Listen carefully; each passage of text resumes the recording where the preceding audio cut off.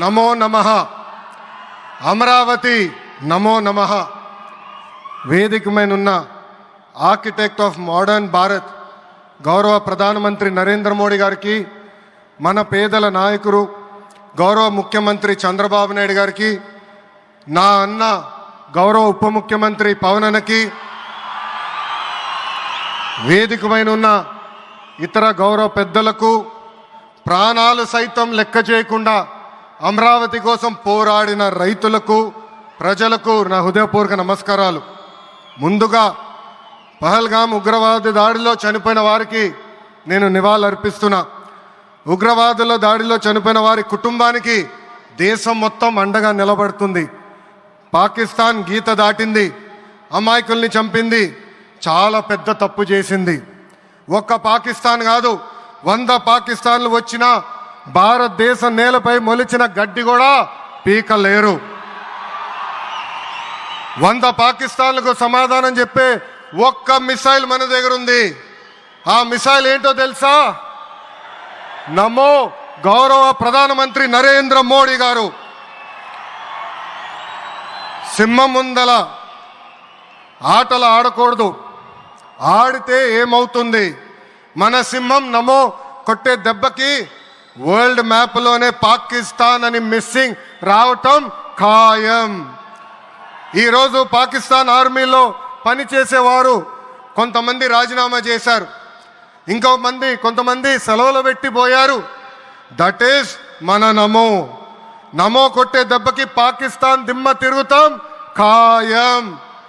ఈరోజు నేను గర్వంగా చెప్పగలుగుతున్నా, ఎంటైర్ నేషన్ స్టాండ్స్ విత్ మన నమో. కేంద్రం ఈరోజు కులగణన చేయాలన్న నిర్ణయం తీసుకుంది. ఇది ఒక నిర్ణయం కాదు, ఇది ఒక సంచలనం. Where others hesitated for decades, Namo acted, rewriting history with courage. True to his commitment to empower the marginalised and deprived, Namo's bold stroke will deliver social justice in its truest form. Namo గారికి ఆంధ్రప్రదేశ్ అన్న, అమరావతి అన్న ఎంతో ప్రేమ. ఇప్పుడు ఆయన ఢిల్లీలో ఎంత బిజీగా ఉన్నారో మనందరూ తెలుసు. ఆయన ఈ కార్యక్రమానికి వచ్చారు. 2024 ఎన్నికల్లో ప్రజలు ఎన్డీఏ ప్రభుత్వానికి 94 సీట్లు గెలిపించారు.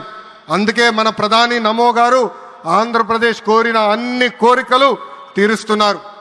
మొన్నే విశాఖపట్నానికి వచ్చి railway zone, NTPC green project, Nakkapalli bulk drug పార్క్కి నిధులు కేటాయించారు. ఏకంగా విశాఖపట్నం ఉక్కు ఫ్యాక్టరీని కాపాడారు. ఇప్పుడు అమరావతికి వచ్చి నిధులే కాదు పనులు కూడా ప్రారంభించబోతున్నారు. మనం ఒకసారి గతం కూడా గుర్తు చేసుకోవాలి. 2014లో రాష్ట్ర విభజన జరిగింది. కట్టుబట్టలతో మెడబట్టి మన బయటికి గెంటేశారు. ఎక్కడి నుంచి పరిపాలించాలో తెలియని పరిస్థితి. కానీ మన సిబిఎన్ గారికి సంక్షోభాలు కొత్త కాదు. ఒక పక్కన సంక్షేమం, మరో పక్కన అభివృద్ధి చేసి చూపించారు. అందరి ఆమోదం తెలిపిన తర్వాతనే అమరావతి రాజధానిగా ప్రకటించారు. రైతులు చేసిన త్యాగం వల్ల ఈరోజు అమరావతి ఏర్పడింది. ఒకే రాజధాని, అభివృద్ధి వికేంద్రీకరణ అనే ఎజెండాతో మన ప్రభుత్వం ముందరికెళ్ళింది. రాయలసీమను ఎలక్ట్రానిక్స్, ఆటోమోటివ్, రెన్యూవబుల్ ఎనర్జీ హబ్గా తయారు చేశాం. గోదావరి జిల్లాలో ఆక్వాని పెద్ద ఎత్తున ప్రోత్సహించాం. ఉత్తరాంధ్రలో ఐటీ, ఫార్మా కంపెనీలు కూడా ఆనాడు మనం తీసుకొచ్చాం. కానీ 2019 నుంచి 24 వరకు విధ్వంస పాలన మనం చూసాం. మన సిబిఎన్ పై ఉన్న వ్యక్తిగత కక్షతో అమరావతిని చంపేయాలని చూశారు. ఒక్క ఇటుక కూడా పెట్టకుండా 3 రాజధానులంటూ 5 సంవత్సరాలు గడిపేశారు. 8 ఏళ్ల పిల్లోడి దగ్గర నుంచి 80 సంవత్సరాల వృద్ధుల వరకు జై అమరావతి అంటూ జెండా బతుకుని రోడ్డు పైకి వచ్చి ధర్నాలు చేస్తాం, పోరాటాలు చేస్తాం, మనందరం చూసాం. జై అమరావతి అన్నందుకు రైతులకి సంఖ్యలు వేశారు. జై అమరావతి అన్నందుకు మహిళా రైతుల్ని పోలీస్ బూటులతో తన్నిచ్చారు. జై అమరావతి అన్నందుకు రైతుల్ని ఏకంగా పెయిడ్ ఆర్టిస్టులు అన్నారు. ఎన్ని అరాచకాలు చేసినా అమరావతి రైతులు తగ్గేదే లేదన్నారు. 1631 రోజుల పాటు అమరావతి ఉద్యమం కొనసాగింది. 2070 మంది రైతులు చనిపోయారు.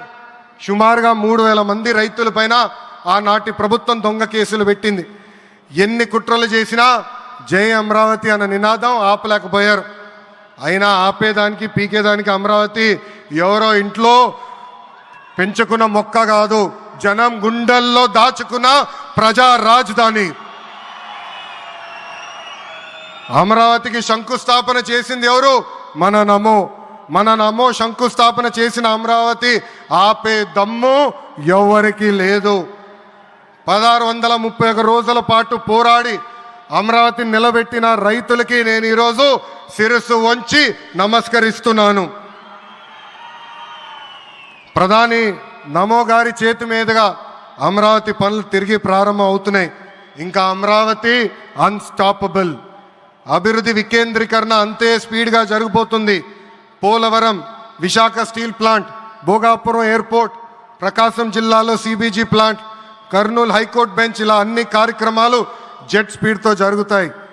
ప్రజాప్రభుత్వం ఏర్పడిన 10 నెలల్లోనే 8 లక్షల కోట్ల పెట్టుబడితో వాటి ద్వారా 5 లక్షల మందికి ఉద్యోగాల అవకాశాలు కల్పించడానికి అనేక నిర్ణయాలు మేము తీసుకున్నాం, ఒప్పందాలు కుదిరించుకున్నాం. అంతేకాదు 16,347 పోస్టులతో మెగా డిఎస్సి నోటిఫికేషన్ కూడా ఇచ్చాం. 5 ఏళ్ళలో ప్రైవేట్ రంగంలో 20 లక్షల ఉద్యోగాలు కల్పించాలని ఒకే ఒక లక్ష్యంతో ఈ ప్రజాప్రభుత్వం పనిచేస్తుంది. ఆంధ్రప్రదేశ్లో ఇప్పుడు డబుల్ ఇంజిన్ సర్కార్ ఉంది. 2 పవర్ఫుల్ ఇంజిన్లు. ఒక పక్కన మన నమో, మరో పక్కన మన సిబిఎన్ గారు. అభివృద్ధి సంక్షేమం అనేది జోడెద్దుల బండి. ఎన్ని ఇబ్బందులు ఉన్నా సంక్షేమ కార్యక్రమాలు అమలు చేస్తూ అభివృద్ధి పరుగులు పెట్టిస్తున్నారు మన సిబిఎన్, మన పవన్ అన్న. ఇంకా మనకి తిరిగే లేదు. ఇది తెలుపుకుంటూ గౌరవ ముఖ్యమంత్రి గారు ఎప్పుడూ మన పైన ప్రేమ చూపిస్తూనే ఉన్నారు. మనం అడిగిన అన్ని కోరికలు తీర్చుకుంటూనే వస్తున్నారు. నాకు తెలిసినంతవరకు ఏ రాష్ట్రాన్ని కూడా గౌరవ ప్రధానమంత్రి గారు ఇన్నిసార్లు వెళ్ళింది లేదు.